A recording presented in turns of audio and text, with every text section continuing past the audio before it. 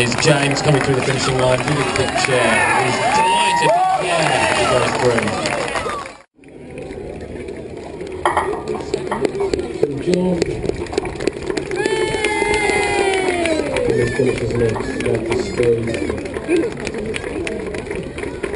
And here's James coming through the finishing line with a big chair.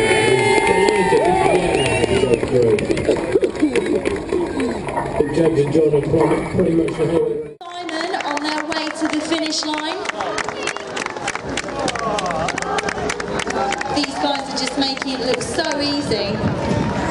They set off around 9 o'clock this morning, 26.2 miles later, they're here at the finish. Absolutely phenomenal.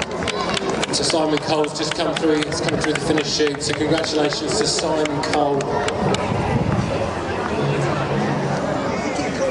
Try to appear. We're all huddled together. We've got John Ellis and James Smith approaching the finish. A big finish from John. And he finishes at a spurt of speed.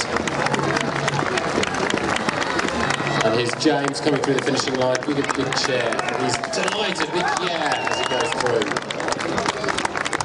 I think James and John have run pretty much the whole way around together. They seem delighted.